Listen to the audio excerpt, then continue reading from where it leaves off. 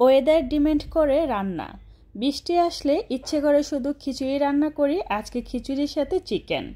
হাতে মেখে খিচুড়ি রান্না করার স্বাদটাই যেন একটু অন্যরকম থাকে, সেই সাথে দেশি চিকেন আর নতুন আলু দিয়ে। হ্যালো এভরিওয়ান, আসসালামু আলাইকুম। সকালবেলা ঘুম থেকে উঠে দেখি যে বৃষ্টি পড়তেছে, আর বৃষ্টি দেখলেই ইচ্ছে করে একটু খিচুড়ি খাই। খিচুড়ি খেতে ইচ্ছে করলেই কি হবে, রান্না তো করতে হবে, তাই না? রান্না করার জন্য আমি প্রথমে একটা চিকেন ফ্রিজ থেকে নামিয়ে নিয়েছি। এটা অনেকক্ষণ ভিজিয়ে রেখেছিলাম। এবার এটা যখন একটু সফট হয়ে এসেছে, তো এখন এটা আমি কেটে নেব রান্না করার জন্য। প্রথমে আমি চিকেনটা কেটে নিচ্ছি, আর চিকেনটা আমি রেগুলার কাট করে কেটে নেব। সেই সাথে যা যা দরকার, আদা রসুন বা মশলা সব কিছুই গুছিয়ে নিব। পেঁয়াজ মরিচ সব কিছু কেটে কুটে একদম গুছিয়ে নিলে পরে রান্নাটা একদম ঝটপট হয়ে যায়।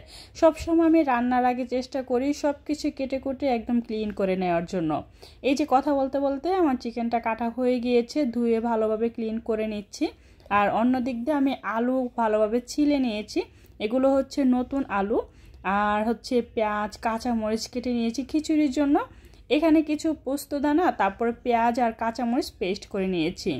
আস্ত কিছু কাঁচামরিচ, এই তো যা যা মশলা দরকার সব কিছু আর কি গুছিয়ে নেওয়া হয়ে গিয়েছে। চুলায় একটা হাঁড়ি বসিয়ে দিয়েছি, এর মধ্যে পরিমাণ মতো তেল দিয়েছি। তেলটা একটু গরম হয়ে গেলে দিয়ে দিচ্ছি স্বাদ মতো নুন আর অল্প পরিমাণ হলুদের গুঁড়ো। এবার এখানে আমি দিয়ে দিচ্ছি আলু, যেগুলো আমি আগে থেকে ছিলে রেখেছিলাম, সেগুলো একটু ভালোভাবে ভেজে নিব। এগুলো এমনিতেও নতুন আলু, এমনিতেই স্বাদ, তারপর একটু ভেজে নিলে আরেকটু স্বাদ হয়। তো যাই হোক, আলুটা ভালোভাবে ভাজা হয়ে গিয়েছে। ওই ফ্রাই প্যানের মধ্যে দিয়ে দিচ্ছি পেঁয়াজ কুচি, কারণ এটার মধ্যে আমি রান্না করব চিকেন। আর একটু তেল দিয়ে দিচ্ছি, বেশি একটা তেল দিয়ে রান্না করব না, সেই অনুপাতে অল্প একটু তেল দিয়ে রান্না করছি। পেঁয়াজটা একটু সফট হয়ে গেলে দিয়ে দিচ্ছি এখানে পেঁয়াজ, তারপরে কাঁচামরিচ পোস্ত একসাথে পেস্ট করেছিলাম, সেখান থেকে পরিমাণ মতো দিয়ে দিচ্ছি। তারপর আবার একটু ভালোভাবে নেড়ে চেড়ে দিচ্ছি। এবার দিয়ে দিচ্ছি আদা রসুন পেস্ট। আদা রসুন পেস্ট আমি পরিমাণ মতো দিয়ে দিচ্ছি। আদা রসুন পেস্ট দিয়ে আবারও একটু ভালোভাবে নেড়ে চেড়ে নিচ্ছি। ভালোভাবে নেড়েচেড়া হয়ে গেলে এখানে আমি একটু পরিমাণ পানি দিয়ে দিচ্ছি, কারণ শুকনো মশলা দিব। আর শুকনো মশলা বলতে যে যে মশলাগুলো নর্মালি দেই, যেমন স্বাদ মতো লবণ, তারপর হচ্ছে হলুদ, লাল মরিচের গুঁড়ো, ধনিয়া গুঁড়ো, চিকেনের মশলা, এই আর কি। এগুলো সবগুলো একসাথে ভালোভাবে কষিয়ে নিচ্ছি। অনেকটা সময় নিয়ে কষানো হয়ে গেলে দিয়ে দিচ্ছি চিকেনটা দিয়ে এবার আমি আরও একটু সময় নিয়ে ভালোভাবে কষিয়ে নিব। অল্প তেলে চিকেন রান্না করলে যা হয় আর কি, দেখাই যাচ্ছে যে তেলটা একদম কম, তারপরও দেখুন অনেকটা সময় নিয়ে কষানোর কারণে উপর থেকে কিন্তু তেলটা ভেসে উঠতেছে। আবারও ঢাকনা দিয়ে ঢেকে দিচ্ছি আর সুন্দর করে কষিয়ে নিচ্ছি। ফাইনালি দেখতে পাচ্ছেন এটা কষানো হয়ে গিয়েছে, তেলটা কতটা উপরে উঠেছে, তাই না? দিয়ে দিচ্ছি আলু, যেগুলো আমি আগে থেকে ভেজে রেখেছিলাম। এবার আবারও একটু সুন্দর করে নেড়ে চেড়ে নিচ্ছি, যাতে করে আলুর ভিতরে মশলাটা ভালোভাবে ঢুকে যায়। তো ভালোভাবে কষানো হয়ে গেলে দিয়ে দিচ্ছি পরিমাণ মতো পানি।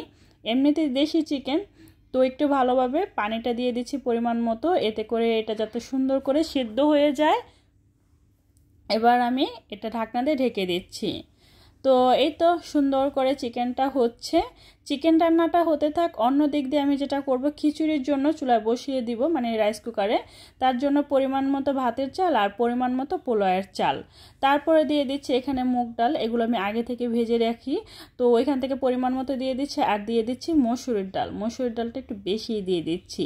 তো যাই হোক, চাল ডাল সব কিছু পরিমাণ মতো হয়ে গেলে তারপর আমি মিশিয়ে এগুলো ভালোভাবে ধুয়ে নিয়েছি। আর এখানে দিয়ে দিচ্ছি সেই যে পেস্ট করে আদা রসুন পেস্ট, তারপর হচ্ছে পোস্তদানা, পেঁয়াজ কাঁচামরিচ পেস্ট, হলুদের গুঁড়ো, লবণ, তারপর হচ্ছে ধনিয়া গুঁড়ো, পেঁয়াজ কাঁচামরিচের কুচি, তারপরে এখানে সব ধরনের মশলা দিয়ে ভালোভাবে কচলে নিচ্ছি, মানে মাখিয়ে নিচ্ছি।